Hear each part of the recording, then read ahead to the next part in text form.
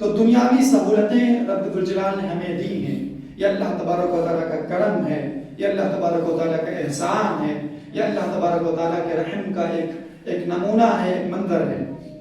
اسی طریقے سے جن احکامات کی پابندی کا حکم اللہ تبارک و تعالیٰ نے مسلمانوں کو دیا، انسانوں کو دیا، نبی علیہ السلام کے ذریعے وہ احکامات ہم تک پہنچائے اور حکم دیا کہ وَمَا آتَاكُمُ الرَّسُولُ فَخُذُوهُ وَمَا نَهَاكُمْ عَنْهُ فَانْتَهُوا، کہ جو رسول تمہیں دیں اسے لے لو اور جس سے روکیں اس سے رک جاؤ۔ اگر معاملہ اس سے برعکس ہوتا ہے، رسول نے جو دیا ہم لینے سے انکار کر دیں، رسول جس سے روکتے ہیں ہم اس کو کرنے پر آمادہ رہیں، اس کی طرف بھاگے چلے جائیں، تو اللہ تبارک و تعالیٰ نے کہا یہ اسلام نہیں ہے، یہ اللہ کو منظور نہیں ہے۔ جو اس طریقے سے چل کر آئے گا میرے پاس فَلَن يُقْبَلَ مِنْهُ، اس سے کوئی چیز قبول نہیں کی جائے گی، وہ دنیا میں بھی نقصان سے دوچار ہوگا اور آخرت میں بھی نقصان سے دوچار ہوگا۔ تو جہاں اللہ تبارک و تعالیٰ نے احکامات کی پابندی کا حکم ہمیں دیا، وہیں پر جہاں انسان کے لیے مشقت تھی ان احکامات کی پابندی کرنے میں، اللہ تبارک و تعالیٰ نے آسانیاں پیدا کر دیں، آسانیاں پیدا کر دیں، سہولتیں مہیا کر دیں۔ کہا کہ ایسا نہ کر کے ایسا کر لو گے تو اجر اتنا ہی مل جائے گا، ذمہ داری پوری ہو جائے گی، کندھا ہلکا ہو جائے گا، بری ہو جاؤ گے، اللہ خوش ہو جائے گا، جنت مل جائے گی۔ اللہ تبارک و تعالیٰ نے اسی سہولت کا تذکرہ کرتے ہوئے قرآن مجید کے اندر سورہ بقرہ کے اندر ارشاد فرمایا، رمضان کے روزے کے متعلق بات تھی تو اسی کے ضمن میں یہ قاعدہ رب ذوالجلال نے بیان فرمایا، کہا کہ رمضان کا مہینہ وہ ہے جس میں روزہ فرض کیا گیا ہے مسلمانوں کے اوپر۔ وَمَنْ كَانَ مِنْكُمْ مَرِيضًا أَوْ عَلَى سَفَرٍ، اگر تم میں سے کوئی رمضان کے مہینے میں سفر کرتا ہے یا مریض ہے، اللہ نے سہولت دے دی، فرض تو کیا گیا ہے، اگر اس فرض کو کوئی چھوڑے گا تو مجرم ہوگا، پکڑ لیا جائے گا۔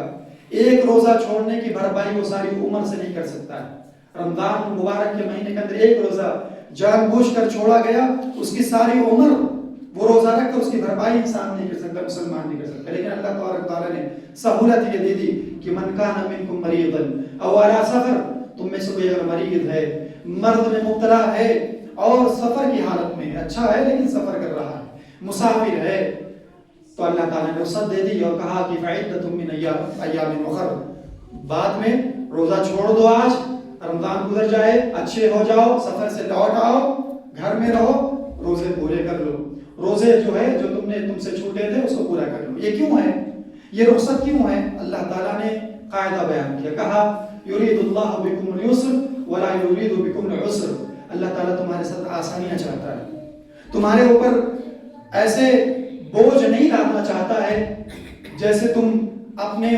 جانوروں پر بے رحمی کے ساتھ، بے رحم دلی کے ساتھ، بے مروتی کے ساتھ، بوجھ تو 2 کنٹل لادنے کا ہوتا ہے جانور پر، لیکن اس گدھے پر، اس گھوڑے پر اتنا لاد دیتے ہو کہ وہ چلنے سے عاجز ہو جاتا ہے، چلنے سے قاصر رہتا ہے۔ ایسا رب ذوالجلال نہیں ہے۔ رب نے کہا لا یکلف اللہ نفسا الا وسعها، جتنی تمہاری طاقت ہوگی اتنا ہی تمہیں حکم ہے بجا لانے کا، طاقت سے زیادہ، طاقت سے بیشی رب ذوالجلال ہمیں حکم نہیں دیتا۔ یرید اللہ بکم اليسر ولا یرید بکم العسر، اللہ تعالیٰ اے بندو تمہارے ساتھ آسانیاں چاہتا ہے، تنگی نہیں چاہتا، سختی نہیں چاہتا، سختی نہیں برتنا چاہتا ہے۔ اب یہاں پر رک کر میں ایک بات یہ کہنا چاہتا ہوں، اکثر و بیشتر مسلمانوں کا یہ ذہن بن چکا ہے کہ اسلام کے اندر شدت ہے، اسلامی تعلیمات کے اندر سختیاں ہیں، اسلامی تعلیمات کے اندر، قرآن کے اندر، نبی علیہ السلام کی زندگی کے اندر اگر ان تعلیمات پر ہمارا عمل پیرا ہوتے ہیں تو ہم متشدد ہو جائیں گے، ہم کٹر پنتھی بن جائیں گے، ہم فنڈامنٹلسٹ بن جائیں گے۔ تو بتائیے میں آپ کی سوچ کو قبول کروں یا رب ذوالجلال کے اس فرمان کو قبول کروں جو اس میں رب ذوالجلال نے کہا یرید اللہ بکم اليسر ولا یرید بکم العسر، اسلام کی بنیاد آسانیوں پر رکھی گئی ہے، قرآن کی آیتیں آسانیوں کی صدا دے رہی ہیں، آسانیوں کو جو ہے فروغ دے رہی ہیں، اور تنگیوں کو، پریشانیوں کو، مشقتوں کو وہ دور کر رہی ہیں اپنے ماننے والوں سے۔ تو اللہ تبارک و تعالیٰ کے اس فرمان پر میں ایمان لاؤں، یا جو مسلمان کہہ رہے ہیں کہ قرآن پر عمل کرو گے اور حدیث پر ہو بہو عمل کرو گے تو تم कट्टरपंथी हो जाओगे, तुम मुतशद्दिद हो जाओगे, तुम दुनिया से कट जाओगे, तुम्हारा माशरे से कोई लेना देना नहीं रहेगा। मुसलमानों, अपने सोच की इस्लाह करो और अपने आप को कुरान के ताबे कर लो, रब के फरमान के ताबे कर लो, नबी अलैहिस्सलाम के अहादीस के ताबे कर लो। ये कहो कि आप झूठे हो, आपकी ज़हनियत झूठी है, मुआशरे का बनाया हुआ माहौल झूठा है। रब की ये आयत झूठी नहीं है जिसमें रब ने कहा ला युकल्लिफुल्लाहु नफ्सन इल्ला वुसअहा, जितनी ताकत है तुम्हें उतना ही रब तुम्हें हुक्म देता है। इसी तरीके से नबी अलैहिस्सलाम ने कहा इन्नल्लाह युहिब्बु अन तु'ता रुखसुहु कमा युहिब्बु अन तु'ता अज़ाइमुहु, कि अल्लाह तबारक व तआला को पसंद है, अल्लाह तबारक व तआला को पसंद है कि अल्लाह तबारक व तआला ने जो सहूलत दी है, एक अहकाम जारी थे, कानून नाफिज था, उस कानून के अंदर जो सहूलत अल्लाह तबारक व तआला देता है, उस सहूलत पर अमल करना अल्लाह ताला को पसंद है। कि इंसान को जो सहूलतें मिली हैं नमाज में, ज़कात में और हज और उम्रे में, और सर्दियों के अंदर जो मसाइल इंसान उसका शिकार होता है उसमें जो सहूलत अल्लाह ने दी है, रमज़ान के रोज़ों में जो सहूलत अल्लाह ने दी है, मर्द की वजह से, सफ़र की वजह से या किसी और गर्द की वजह से, उन सहूलतों का फ़ायदा उठाया जाए, अल्लाह को पसंद है। कमा युहिब्बु अन तु'ता अज़ाइमुहु, जैसा कि अल्लाह को ये बात पसंद है कि जिसका हुक्म मैंने दे दिया है वो इंसान बजा लाए। अगर मैंने हुक्म दिया कि उठ जाओ, अगर उठता है यही मुझे पसंद है, लेकिन अगर मैंने उसको सहूलत दे दिए तो वो सहूलत पर अमल करे, ये सहूलत उस आज़ाइम के मुकाबले मुझे ज़्यादा पसंद है। आप देखिए अल्लाह के रसूल अलैहिस्सलाम के मुतालिक सहाबी कहते हैं कि मा खुय्यरा रसूलुल्लाह सल्लल्लाहु अलैहि वसल्लम बैना अमरैनि इल्ला अखज़ अयसरहुमा, नबी अलैहिस्सलाम को जब भी इख्तियार दिया जाता, ऑप्शन दिया जाता, जब भी नबी अलैहिस्सलाम को ऑप्शन दिया जाता ए और बी, आप चाहे तो इस पर अमल कर लीजिए, चाहे तो इस पर अमल कर लीजिए, चाहे ये ले लीजिए, चाहे ये ले लीजिए, तो अल्लाह के रसूल अलैहिस्सलाम मशक्कत वाला रास्ता नहीं उठाते, मशक्कत वाला ऑप्शन नहीं चुनते बल्कि आसानी वाला रास्ता चुनते। आज के इस पुरफितन दौर में जहां हर एक चीज फितना बन जा रही है, इस और सफर की इतनी आसानियां हैं, फ्लाइट है, ट्रेन है, बसेस हैं और खास करके फ्लाइट हैं। आज हम अपने लखनऊ से हवाई जहाज पे सवार हों और बआसानी जिद्दा पहुंचें और जिद्दा से 70-80 किलोमीटर की दूरी पर मक्का पहुंचकर उम्रा करके फिर घर वापस लौट जाएं, ये आसानी है, ये सहूलत है, ये आज के इस दौर की सहूलत अल्लाह ने हमें दी है। ये रास्ता न चल के कोई पैदल हज को जाए, कोई साइकिल से हज को जाए, कितनी मशक्कतें, कई मुल्क की बाउंड्रियां क्रॉस करना और सऊबतें बर्दाश्त करना, रात में क्या हो जाए, दिन के सन्नाटे में क्या हो जाए हमारे साथ, हम अहले वयाल को जो है तनहा बेयार और मददगार छोड़ जाएं, ये इस्लामी बुनियादी तालीमात के खिलाफ है। ये मशक्कत का रास्ता, आसानी के मुकाबले में चलना, अपनाना, ये इस्लाम की बुनियादी तालीमात के खिलाफ है। मुसलमानों, तो अल्लाह के रसूल अलैहिस्सलाम को अगर ऑप्शन दिया जाता कि आप चाहे तो ये इख्तियार कर लीजिए, चाहे तो ये इख्तियार कर लीजिए, तो अल्लाह के रसूल सल्लल्लाहु अलैहि वसल्लम कौन सा रास्ता चलते? आसानी वाला रास्ता चलते। आसानी वाला हो, जिसमें आसानी हो, इंसान के लिए फितरत के करीब हो, उसको चुनते, उसका इंतखाब करते। इसकी चंद मिसालें कि अल्लाह ताला ने जो आसानियां हमें दी हैं अहकामात के अंदर, उसमें चंद मिसालें आपके सामने मैं रखता हूँ। उम्मीद करता हूँ कि हमें उसका इल्म हो जाने के बाद हम उस पर अमल करेंगे। क्यों अमल करेंगे?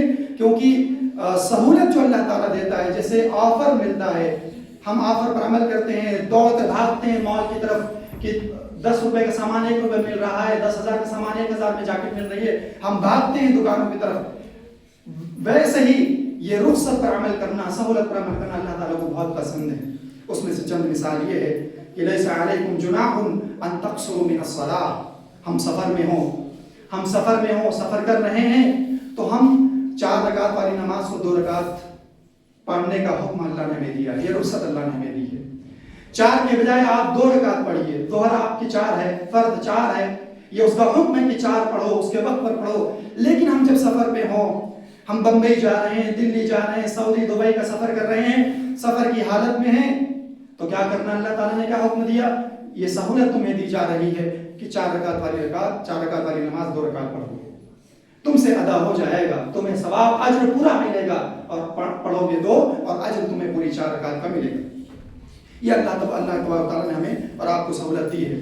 حضرت عبداللہ ابن عمر رضی اللہ تعالیٰ کہتے ہیں کہ صحیح تو رسول اللہ صلی اللہ علیہ وسلم وما كان يزيد في السفر على ركعتين، میں نے نبی صلی اللہ علیہ وسلم کی صحبت اختیار کی ہے، سفر میں بھی حضر میں بھی، اور سفر میں جب بھی میں نبی صلی اللہ علیہ وسلم کے ساتھ گیا ہوں، نبی صلی اللہ علیہ وسلم نے کبھی بھی 4 رکعت والی نماز کو 4 نہیں پڑھا ہے، ہمیشہ 2 ہی پڑھا ہے سفر کی حالت میں۔ ظہر کی 2 پڑھا ہے، عشاء کی 2 پڑھا ہے، عصر کی 2 رکعت پڑھی ہے، فجر کی تو 2 ہے ہی ہے، اس کو تو 2 ہی پڑھنا ہے، اور مغرب کو 3 سے 2 نہیں کرنا ہے، 3 ہی پڑھنا ہے۔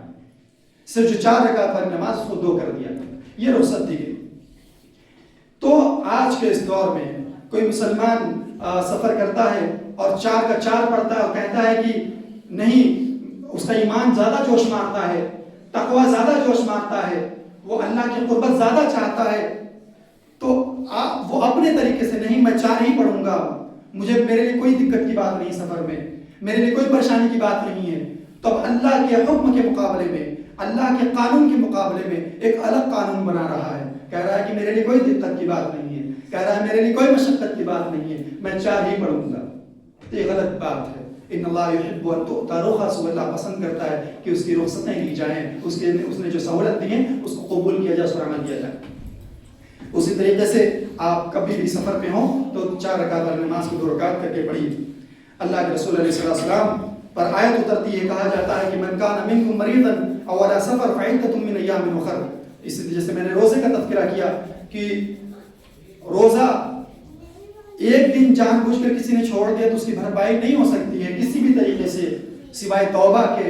انسان روئے گڑ گڑائے اللہ کے سامنے تو ممکن ہے کہ وہ جو اس نے چھوڑا ہے عملاً، جو گناہ کیا ہے روزے کو چھوڑ کر، ایک دن کا روزہ چھوڑ کر، اللہ تعالیٰ اس کو معاف کر دے، لیکن بصورت دیگر ایسی کوئی گنجائش نہیں ہے۔ لیکن اس کے باوجود اللہ تعالیٰ کیا کہتا ہے، مریض ہو اور سفر میں ہو تو بعد میں جو ہے تم اس کی قضا کر لو، بعد میں اس کو پورا کر لو۔ ایک موقع پر فتح مکہ کے موقع پر جب نبی صلی اللہ علیہ وسلم سنہ 8 ہجری میں مکہ فتح کرنے کے لیے، مکہ پر چڑھائی کرنے کے لیے، مکہ پر غزوہ کرنے کے لیے، جنگ کرنے کے لیے صحابہ کرام کو لے کر نکلے تو قراء الغمیم رمضان کے مہینے میں نکلے تھے۔ مسلمانوں، آج ہم تھوڑا سا کام کرتے ہیں، تھوڑی سی مزدوری کرتے ہیں، تھوڑی سی مشقت کیا دن میں، رمضان کے دن میں ہمیں مل جاتی ہے تو ہم روزہ چھوڑ دیتے ہیں، ہم جو ہے روزے جیسی فرضیت کو بہت معمولی سمجھنے لگتے ہیں اور روزہ چھوڑتے ہوئے اپنی زندگی گزارتے ہیں۔ مسلمانوں دیکھو، رمضان کا مہینہ ہے، جنگ کرنے کے لیے جا رہے ہیں مسلمان، روزے کی حالت میں گھر سے نکلتے ہیں۔ قراء الغمیم مکہ سے قریب 80-85 کلومیٹر پہلے مدینے کے راستے پہ یہ جگہ ہے، قراء الغمیم پہنچتے ہیں، نبی صلی اللہ علیہ وسلم پڑاؤ ڈالتے ہیں۔ پڑاؤ ڈالنے کے بعد کچھ لوگ، اللہ کے رسول علیہ السلام نے لوگوں کی مشقت دیکھی کہ اس حالت میں جو ہے چڑھائی کرنا، اس حالت میں جنگ کے میدان میں پہنچ جانا، یہ جو ہے یہ اچھی بات نہیں ہے، یہ حکمت کے خلاف ہے۔ اللہ کا حکم بھی ہوتا ہے کہ روزہ توڑ دیا جائے، روزہ توڑ دیا جائے، عصر کا وقت ہوتا ہے، اللہ کے رسول علیہ السلام حکم دیتے ہیں کہ روزہ توڑ دو، روزہ توڑ دو، حالانکہ بالکل قریب ہے مغرب کا وقت، 1 گھنٹہ 2 گھنٹہ ہے۔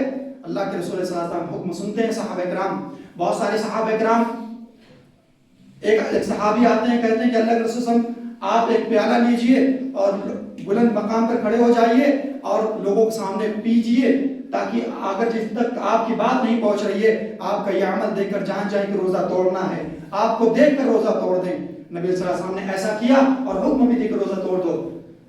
سارے لوگوں نے نہیں توڑا، کچھ لوگوں نے ہی والے، کچھ لوگوں کے دل میں یہ بات آ گئی، جیسے آج یہاں لوگوں کے دلوں میں بات آتی ہے کہ اسلام کچھ کہتا ہے، شریعت کچھ کہتی ہے، اللہ کچھ کہتا ہے، ہمارا دل کچھ کہتا ہے، تو ہم اللہ کی شریعت کو نہیں مانتے، اللہ کو نہیں مانتے، اسلام کو نہیں مانتے، اپنے دل کی مان لیتے ہیں، اپنے من کی مان لیتے ہیں۔ وہاں پر بھی کچھ لوگوں نے اپنے من کی مانی، سوچ لیا اب 1 گھنٹہ ہے 2 گھنٹہ ہے، پورا کر لینے دو روزہ، ہم پورا روزہ رہ لیں گے، کوئی مشقت نہیں۔ اللہ کے رسول صلی اللہ علیہ وسلم نے کہا، جب یہ خبر، یہ شکایت پہنچی نبی صلی اللہ علیہ وسلم کو، کہا اولئک العصاة، جنہوں نے روزہ نہیں توڑا ہے، جنہوں نے روزہ نہیں توڑا ہے مجھے دیکھ کر، وہی نافرمان ہے، وہی نافرمان ہے۔ آپ جانیے، آپ تصور کیجئے، جو سہولت اللہ تعالیٰ نے دی ہے اس کو ہمیں استعمال کرنا ہے۔ یہاں جو نافرمانی کی بات کی گئی ہے وہ یہاں سہولت کو استعمال کرنے کے لیے نہیں بلکہ اس وجہ سے دی گئی کہ نبی کو دیکھنے کے باوجود روزہ نہیں توڑا، یہ اصل ہے۔ ایسی کتنی نافرمانی ہماری اور آپ کی زندگی کے اندر ہے جو ہم جان بوجھ کر نبی صلی اللہ علیہ وسلم کا فرمان موجود ہے ہم چھوڑ دیتے ہیں، نہیں مانتے۔ کوئی جماعت کا کہہ کے نہیں مانتا ہے، کوئی مولوی صاحب کا کہہ کے نہیں مانتا ہے، کوئی مسلک کا کہہ کے نہیں مانتا ہے، وہ ایسے مجرم ہیں، وہ لوگ ایسے مجرم ہیں۔ نبی کا فرمان دیکھ کر نہیں مان رہے ہیں، نبی کو دیکھ کر نہیں مان رہے، اولئک الوصات، وہی نافرمان، وہی نافرمان۔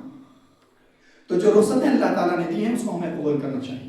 اللہ تعالیٰ کے متعلق اس رخصت کے متعلق نبی صلی اللہ علیہ وسلم نے کہا صدقۃ تصدق اللہ بها علیکم فاقبلوا صدقتہ۔ اے مسلمانوں، یہ جو رخصتیں دی گئی ہیں، 4 رکعت نماز کو 2 رکعت کر دیا گیا، اور رمضان کے مہینے میں روزہ ہٹا دیا گیا، کہا گیا بعد میں پورا کر لو، یہ جو رخصتیں ہیں یہ اس لیے ہیں، یہ صدقہ ہے اللہ کا تم پر، یہ اللہ کا صدقہ ہے تمہارے لیے، تمہارے اوپر۔ فاقبلوا صدقتہ، اس کے صدقے کو قبول کرو، اس کے صدقے کو قبول کرو۔ آپ کسی غریب پر مدد کرنا چاہتے ہیں، کسی لاچار کی مدد کرنا چاہتے ہیں، اس کو آپ نے ہاتھ بڑھایا 10,000 دینے کے لیے، وہ کہتا مجھے نہیں چاہیے، وہ کہتا مجھے نہیں چاہیے، آپ کیا کہیں گے ایسے آپ کے افراد کے لیے کہ جو ہے ایک تو فقیر ہے، ایک تو کلاش ہے، اس پر اتنی اکڑ ہے کہ جس سے وہ محتاج ہے، جس سے حقدار ہے، وہ چیز کو مل رہی ہے لیکن نکار رہا ہے۔ العائل المستكبر، تو اکڑ رکھنے والا غریب اور اکڑ رکھنے والا ضعیف کمزور اللہ تعالیٰ کو پسند نہیں ہے۔ العائل المستكبر، تو یہ رخصتیں ہمیں مل رہی ہیں، ہمیں اس کو استعمال کرنا چاہیے، یہ صدقہ اللہ تعالیٰ ہمیں دے رہا ہے، اسے قبول کرنا چاہیے۔ اسی سہولت میں سے ایک سہولت جو ہے موزے پر مسح کرنا۔ سردیوں کا موسم ہے، گرمیوں میں تو کوئی بات نہیں ہوتی ہے، اور انسان کے لیے گرمیوں میں تو پاؤں دھلنا، نہانا یہ اس کو محبوب ہوتا ہے، لیکن سردیوں میں پاؤں دھلنا، ہاتھ دھلنا اور یہ ساری چیزیں اس میں مشقت ہوتی، ہاتھ میں کوئی مشقت نہیں ہوتی، لیکن پاؤں میں یہ مشقت بڑا عمل ہوتا ہے کہ انسان موزہ پہنا ہے اور چیزیں پہنا ہوا ہے، کوئی چمڑے کا موزہ پہنا ہے، کوئی کاٹن کا موزہ پہنا ہے، اس کو اتارنا اور ہر نماز کے وقت دھلنا یہ مشقت والا عمل تھا۔ اتنی معمولی چیزوں میں اللہ تعالیٰ نے ہم انسانوں کی فطرت کا خیال کیا ہے، ہم انسانوں کی فطرت کا خیال کیا ہے۔ بنا پاؤں دھلے عام حالتوں میں آپ نماز نہیں ہوگی آپ کی، لیکن ایسے موقع پر اللہ تبارک و تعالیٰ کہتا ہے، نبی علیہ السلام انس بن مالک رضی اللہ تعالیٰ عنہ وضو کراتے ہیں، نبی علیہ السلام کو وضو کرانے کے بعد جھکتے ہیں کہ نبی علیہ السلام کا موزہ نکالیں، خادم تھے نبی علیہ السلام کے، تو جھکتے ہیں کہ موزہ نکالیں، تو اللہ کے رسول علیہ السلام نے کیا کہا، دعہما فإنی ادخلتہما طاہرتین، اے انس یہ چھوڑ دو موزہ مت نکالو میرا، یہ میں نے جب پہنا تھا تو طہارت اور وضو کی حالت میں پہنا تھا۔ تو یہ حدیث یہ بتا رہی ہے کہ پاکی اور وضو کی حالت میں اگر ہم نے موزہ پہنا ہے، وضو بنا کر ہم نے موزہ پہنا ہے، تو اس کے بعد ہم اس پر صرف جیسے ہم کانوں میں مسح کرتے ہیں، سر کا مسح کرتے ہیں، تھوڑا سا پانی لے کے سر کا مسح کر لیتے ہیں، چھو لیتے ہیں سر کو، اور کان کو جو ہے انگلی ڈال کے مسح کر لیتے ہیں، ویسے ہی اگر ہم نے وضو بنا کر موزہ پہنا ہے تو آئندہ آنے والی نماز سے جب ہم وضو بنائیں گے تو موزہ نہیں اتاریں گے بلکہ اس پر اوپر سے مسح کر لیں گے۔ یہ سہولت اللہ تعالیٰ نے ہمیں دی ہے۔ اس میں اس سہولت میں اگر یہ فرق کیا جائے، یہاں پر رک کر ایک بات یہ کہہ رہا ہوں کہ اگر یہ فرق کیا جائے کہ صرف چمڑے کا موزہ پہننے والے لوگ ہی اس سہولت سے فائدہ اٹھا سکتے ہیں، بقیہ کوئی کاٹن کا کوئی اور کسی چیز کا موزہ پہنتا ہے وہ اس سہولت سے فائدہ نہیں اٹھا سکتا، تو ایسی کوئی قید اور ایسی کوئی شرط نہ قرآن کی آیتوں میں ہے نہ نبی صلی اللہ علیہ وسلم کی فرامین میں ہے۔ صحابہ کرام علی بن ابی طالب، عمار بن یاسر اور جو ہے البراء بن عازب، حضرت بلال رضی اللہ تعالیٰ، یہ تمام صحابہ کرام وہ صحابہ کرام کے نام ہیں۔ امام ابن قیم رحمہ اللہ نے زاد المعاد کے اندر یہ بات کہی ہے کہ بالضبط 13 صحابہ کرام سے یہ بات آئی ہے کہ انہوں نے کاٹن کے سوتی کے موزے پر مسح کیا۔ اس میں یہ قید اور یہ شرط بھی نہیں آئی ہے کہ موزہ پتلا ہونا چاہیے کہ موٹا ہونا چاہیے، پاؤں کو ڈھک دے تو وہ موزہ ہے، اور ایسا شخص اس سہولت کو جو اللہ نے اس پر دیا ہے، اس پر انعام کیا، اس کو استعمال کر سکتا ہے۔ بھلے سے لوگوں نے اختلاف کیا لیکن اس اختلاف کی اس معاملے میں کوئی گنجائش نہیں ہے۔ اگر فرق کیا جائے گا کہ پتلا اور موٹا اور چمڑا اور اون، تو یہ سہولت جو اللہ تعالیٰ دے رہا ہے بندوں کو، اس سہولت کو مقید کر دینا، ایک آفر لگایا جائے اور اس کو بہت لیمیٹڈ کر دیا جائے تو وہ آفر نہیں سمجھ میں آتا ہے۔ ایسے ہی جو موزے کے لیے جو سہولت اللہ تعالیٰ نے اوپر سے اتارا ہے آسمان سے، اس کو اگر ہم اپنی شرط اپنی قیود لگا کر اس کو بالکل شارٹ کر دیں گے تو پھر عام لوگوں کو کہاں فائدہ اٹھانے والے ہیں؟ اب پتہ چلا جس کو موزے میں مسح کرنا ہو چلے چمڑے کا موزہ خریدے، یا اس کے پاس نہیں ہے طاقت تب بھی جا کر وہ خریدے. تو یہ ساری چیزیں باتیں نہیں ہیں اسلام کے اندر. اور یہ وضو بنا کر آپ نے پہنا تو کب تک آپ مسح کر سکتے ہیں؟ کب تک آپ مسح کر سکتے ہیں؟ اللہ کے رسول علیہ السلام رخص للمسافر ثلاثة ایام ولیالیہن، نبی علیہ السلام نے موزے پر مسح کرنے کی جو رخصت دی ہے مسافر کے لیے. اگر ہم سفر میں ہیں، دیکھیں کتنا رب الجلال کتنا باریک بین ہے ہمارے متعلق کتنا جانتا ہے وہ، اور رب سے زیادہ کون جانکار ہو سکتا ہے اپنے بندوں کے متعلق. مسافر اگر ہے سفر میں ہے تو وہ 3 دن تک، ابھی ہم نے موزہ ڈالا وضو بنا کر جمعہ میں، جمعہ گیا، سنیچر گیا، اتوار کا دن آ گیا، 3 دن تک ہم سفر میں ہیں. تینوں دن تک ہم مسل مسح کرتے جائیں، نماز پڑھتے جائیں، مسح کرتے جائیں، نماز پڑھتے جائیں. 3 دن تک 3 راتوں تک رخصت ہمیں اللہ کے رسول صلی اللہ علیہ وسلم نے دی. اور وللمقیم یوما ولیلہ، اگر ہم گھر پہ ہی ہیں، سفر میں نہیں ہے، ٹرین میں نہیں ہے، بمبئی دلی نہیں گئے ہوئے ہیں، تو ہم اپنے گھر پہ ہیں تو 1 دن اور 1 رات. فجر میں ہم نے وضو بنایا، اٹھے ہم فجر میں ہم نے وضو بنایا، موزہ ڈال لیا، اس کے بعد جو ہے اب ظہر کا وقت آیا مسح کر لیا، موزہ بنا اتارے مسح کر لیا، دھلنے کی ضرورت نہیں پاؤں. عصر کا وقت آیا مسح کر لیا، مغرب کا وقت آیا مسح کر لیا، عشاء کا وقت آیا مسح کر لیا. پوری یہ 5 نمازیں آپ بنا پریشانی کے آپ آئیے، وضو بنائیے اور مسح کر کے اپنی نماز کی عبادت کی ادائیگی کیجیے. تو مقیم ہیں آپ، تو یہ سہولت ہمیں اور آپ کو استعمال کرنی چاہیے. جو بھی موزہ آپ پہنے آپ کے پاؤں کو ڈھک دیں. اور کتنا ڈھکنا چاہیے؟ کیونکہ جو یہ چیز جو ٹکنا بولتے ہیں یہ اعضائے وضو میں ہے. جو موزہ کچھ موزے ایسے چل گئے ہیں کہ وہ بالکل صرف پنڈلی ٹکنے سے نیچے رہتے ہیں، ٹکنے کو ڈھاکے نہیں ہیں. تو اعضائے وضو ڈھکا رہنا چاہیے، ٹکنا ڈھکا ہونا چاہیے. ایسا موزہ ہے تو پھر ہم مسح کر سکتے ہیں. اگر ٹکنا ڈھکا نہیں ہے تو پھر آپ کو اتاریے اور جو ہے پھر مسح کیجیے. ٹکنا ڈھکا ہونا چاہیے. اور ایک سہولت جو سردیوں کے متعلق بھی ہے اور عام حالتوں میں بھی ہے، لیکن مسلمان اس پر عمل نہیں کرتا ہے. اور عمل کیسے کرے گا؟ اس کا انکار کیا جاتا ہے معاشرے میں، اور ذہنیت یہ بنائی جاتی ہے کہ یہ صحیح نہیں ہے، غلط ہے. وہ کیا چیز ہے؟ بہت ساری روایتیں، 1-2 روایت نہیں ہے، مسلم کی بہت ساری روایتیں ہیں، ابو داؤد کی بہت ساری روایتیں ہیں، سنن نسائی، سنن ترمذی کی بہت ساری روایتیں ہیں. وہ وتر کے متعلق ہیں. کیا ہیں؟ وتر کی نماز کے متعلق ہے. وتر اللہ کے رسول علیہ السلام نے کہا الوتر حق، وتر حق ہے. وتر کی نماز پڑھنا حق علی کل مسلم، ہر مسلمان پر پڑھنا حق ہے. یعنی اللہ کا حق ہے کہ وتر ایک بندہ پڑھے اللہ کے لیے. وہ نماز ایک تاکیدی حکم میں چھوٹنے نہ پائے، یہ معاملہ ہے. اور آپ دیکھیں گے نبی صلی اللہ علیہ وسلم کے بارے میں جب آپ پڑھتے ہیں یا پڑھیں گے تو دیکھیں گے کہ نبی صلی اللہ علیہ وسلم جب سفر پہ ہوتے تھے تو سفر میں 4 رکعت والی نماز 2 رکعت پڑھتے تھے اور کوئی سنت ادا نہیں کرتے تھے. نہ پہلے نماز سے پہلے والی سنت کوئی پڑھتے تھے، نہ نماز سے بعد والی سنت کوئی پڑھتے تھے. لیکن وتر، جب وتر کی باری آتی تو وتر ضرور پڑھتے، وتر نہیں چھوڑتے. یہ نبی صلی اللہ علیہ وسلم کا سفر میں معمول تھا. حالانکہ وتر اگر چھوڑ دی جائے، وتر نہ پڑھے انسان تو بھی کوئی بات نہیں تھی کہ جب فرض کو ہی گھٹا کر ادا کر دیا گیا تو دوسری نمازوں کے بارے میں کیسے بحث پرس ہوگی. لیکن اللہ کے رسول صلی اللہ علیہ وسلم وتر کو نہیں چھوڑا کرتے تھے.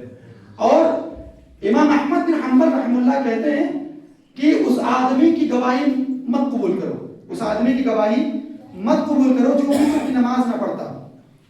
اس آدمی کی گواہی مت قبول کرو جو وتر کی نماز نہ پڑھتا ہو. ان لوگوں کے بارے میں کیا خیال ہے جو جن کے بارے میں یہ ہے کہ وہ عشائی کی نماز نہیں پڑھتے ہیں یا اور ہی نماز نہیں پڑھتے ہیں؟ تو ان کے بارے میں کیا خیالات ہوں گے؟ ائمہ سلف کے، صحابہ کرام کے یا قرآن حدیث کے اندر کیا معنی چھن کر آتا ہے آپ اندازہ نہیں کر سکتے ہیں. وتر اس طریقے سے حق ہے مسلمانوں کا. تو اللہ کے رسول صلی اللہ علیہ وسلم نے کیا کہا؟ الوتر حق فمن شاء اوتر بسبع، جس کو پسند ہے کہ وہ 7 رکعت والی وتر پڑھے. کتنی مسلمانوں آج سنو گے، ہو سکتا ہے آج سے پہلے نہ سنا ہوگا کہ وتر 3 ہی رکعت نہیں ہے. مسلمانوں غلط ہے، یہ معاشرے میں یہ غلط ترویج دی گئی. آپ کو ایسی چیز کا پابند بنایا گیا جس کا پابند اللہ نے آپ کو نہیں بنایا. آپ پر ایسا بوجھ ڈالا گیا جو بوجھ اللہ نے آپ کو نہیں دیا تھا، لیکن آپ ڈھو رہے ہیں لا علمی کی بنیاد پر، جہالت کی بنیاد پر. اللہ کے رسول صلی اللہ علیہ وسلم کیا کہتے ہیں؟ من شاء اوتر بسبع، جو چاہے 7 رکعت والی وتر نماز پڑھے. ومن شاء اوتر بخمس، جو چاہے 5 رکعت والی نماز وتر پڑھے. ومن شاء اوتر بثلاث، اور جو چاہے 3 رکعت والی نماز پڑھے وتر کی. ومن شاء اوتر بواحدۃ، اور جو چاہے 1 رکعت والی وتر نماز پڑھے. یہ کس کا فرمان ہے؟ یہ کس کا قول ہے؟ اور اس میں سہولت کیا ہے دیکھ رہے ہیں آپ. یہ واجب بھی نہیں، ضروری کے ضمن میں بھی نہیں، لیکن تاکیدی ہے، انسان کو پڑھنا چاہیے. اس آپشنل عبادت میں جو کہ فرض کے بعد جس کا درجہ آتا ہے، اس آپشنل عبادت میں کتنے سارے آپشن ہیں. اور ایک حدیث میں 9 کا تذکرہ ہے، ایک حدیث میں 9 کا تذکرہ ہے. صحیح مسلم کی روایت ہے. اما عائشہ کہتی ہیں اللہ کے رسول صلی اللہ علیہ وسلم نے بعض مرتبہ 9 رکعت وتر نماز پڑھی ہے. کسی رکعت میں نہیں بیٹھتے تھے. کب بیٹھتے تھے؟ 8ویں میں بیٹھتے تھے. 1 رکعت پڑھے کھڑے ہو گئے، دوسری پڑھے کھڑے ہو گئے، تیسری پڑھے کھڑے ہو گئے. 7 کو لگاتار کنٹینیو پڑھتے ہیں اور 8ویں رکعت میں جا کے تشہد کرتے ہیں، پھر کھڑے ہوتے ہیں اور 9ویں رکعت میں سلام پھیرتے ہیں. ہر نماز جو وتر کی جتنی نمازیں ہیں، ہر نماز کی کچھ نہ کچھ کیفیت ہے. 7، 5 اور 3، یہ تینوں نماز کی کیفیت یہ ہے کہ آخری میں جا کر بیٹھنا ہے. نہ ایک دوسرے میں بھی نہیں بیٹھنا ہے، تیسرے میں بھی نہیں بیٹھنا ہے، چوتھے میں بھی نہیں بیٹھنا ہے. 3 والی پڑھ رہے تیسرے میں جا کے بیٹھنا ہے، تشہد نہیں ہے. 5 والی پڑھ رہے ہیں تو 5ویں میں جا کے بیٹھنا ہے، چوتھے میں کوئی تشہد نہیں، نہ تیسرے کوئی تشہد، نہ 2 پہ کوئی تشہد، بیٹھنا نہیں، کھڑے ہونا. 7 والے بھی یہی طریقہ، یہی مثال. لیکن آپ نے اور ہمیں کیا بتایا گیا؟ صرف 3 ہی ہے، 1 نہیں. اب یہاں سہولت ہمیں کیا دی ہے؟ جو مجھے بیان کرنا ہے اس جمعہ میں، وہ سہولت اللہ نے کیا دی ہے کہ آپ 1 بھی پڑھ سکتے ہیں. آپ 1 بھی پڑھ سکتے ہو. اور اس سے پہلے میں نے آپ کو بتایا کہ اللہ تعالیٰ کو پسند ہے کہ اس نے جو سہولت دی ہے اس پر عمل کیا جائے، اس کا فائدہ اٹھایا جائے. اللہ کو یہ زیادہ بات پسند ہے. تو 1 رکعت بھی وتر ہے، آپ پڑھیے. 3 بھی پڑھیے. اگر 5 اور 7 اور 9، آپ کسی 1 رکعت کو غلط مت کہیے. نہ 1 کو غلط کہیے، نہ 7 کو غلط کہیے، نہ 5 کو غلط کہیے، نہ 9 کو غلط کہیے. آپ کا عمل ہو سکتا ہے 3 پر ہو، لیکن اگر احادیث میں 1 اور 5 اور 7 اور 9 کا تذکرہ ملتا ہے تو آپ اور ہم میں سے وہ کون ہے جس کو یہ اتھارٹی دی گئی اللہ کی طرف سے کہ وہ ان 5 طریقے پر مشتمل عبادت کو صرف 1 طریقے پر منحصر کر دے، محصور کر دے؟ کس نے اتھارٹی دی ہے؟ بندوں کو، اللہ کے بندوں کو اللہ کے معاملے میں صاف چھوڑ دیجیے. اسی طریقے سے ایک سہولت یہ ہے کہ رکعت کے متعلق، رکعت جو سنت اتنی ہے، اتنی رکعت سنت ہے، اتنی رکعت سنت ہے. عشاء کی نماز کے متعلق تو 17 رکعت کا ذہن بنایا ہو مسلمانوں نے. یہ کون سی عبادت کا بوجھ ڈالنا چاہتے ہیں مجھے نہیں سمجھ میں آتا ہے. اللہ تعالیٰ اتنی آسانیاں پیدا کر رہا ہے، اتنا سہولت دے رہا ہے، اور ہم مسلمانوں پر اتنا بوجھ ڈالنا چاہتے ہیں، سمجھ میں نہیں آتا ہے. 17 رکعت کہاں ہے؟ آپ نفل 1700 پڑھیے نا. آپ اپنے کے ذمہ دار ہیں، آپ زیادہ تقوی متقی ہیں، آپ زیادہ پرہیزگار ہیں، آپ اپنے کے ذمہ دار ہیں. آپ اپنی پسندیدہ چیز کو لوگوں پر نہ تھوپیے. اگر جس کو پڑھنا ہے وہ کم بیشی اپنی تعداد پڑھے گا نفل نا، لیکن اس کو بطور اسلام بتا کر، بطور سنت نبی بتا کر، بطور قرآن حدیث بتا کر آپ ایک بوجھ ڈالیے کہ ایسا کرو گے تو ہی عبادت ادا ہوگی، ایسا نہیں کرو گے تو کوئی عبادت نہیں کی. ایک آدمی سے ملتا ہے اور کہتا ہے کہ رشتے میں رشتے سب رشتے دار ہیں، تو کہتا ہے کہ نماز پڑھ کے آ رہے ہو عشاء کی؟ کہا. تو اس نے کہا آپ نے پڑھی؟ کہا ارے 7 رکعت پڑھے سے بہتر ہے کہ ہم پڑھوے نہ کریں. یعنی اس کے ذہن میں یہ بات ہے کہ جب تک کہ 17 رکعت نماز نہیں پڑھی جائے گی عشاء کی، تب تک یہ نماز نہیں ہے، تب تک یہ عبادت نہیں ہے. تو ایسا جب بوجھ بن جائے، ایسا معاشرہ بن جائے، تو کتنے جو ہے شرمندگی کی بات ہے. جو نبی نے تعلیم دی اس سے ہم کتنا دور ہیں. نبی صلی اللہ علیہ وسلم نے کیا تعلیم دی مسلمانوں؟ خاص کر عشاء کی میں بتا رہا ہوں. عشاء میں ڈائریکٹ اذان کے بعد فرض نماز ہے کون سی؟ سیدھے جو جماعت کے ساتھ نماز پڑھی جاتی ہے وہ نماز ہے. اس سے پہلے کوئی سنت نہیں ہے جس پر پابندی نبی صلی اللہ علیہ وسلم نے کی ہو. کوئی سنت نہیں ہے. فرض نماز سے پہلے کوئی سنت نہیں ہے. 4 رکعت آپ سیدھے پڑھے. 4 رکعت کے بعد 2 رکعت سنت مؤکدہ جس کو ہم اور آپ اپنی زبان میں بولتے ہیں. یہ وہ سنت ہے دن و رات کی سنتوں میں سے اللہ کے رسول صلی اللہ علیہ وسلم کا جس نے 10 رکعت سنت پڑھی دنوں رات ملا کر، اس نے کسی میں 10 ہے اور کسی روایت میں 12 کا تذکرہ ہے. 10 کا بھی تذکرہ اور کسی روایت میں 12 کا بھی تذکرہ ہے. تو جس نے 12 پڑھی, جس نے 10 پڑھی, اس نے جنت میں اپنا گھر بنا لیا. تو یہ ان کو سنت موقع پڑ جاتی ہے, یہی جو 12 رکعت ہے اور 10 رکعت.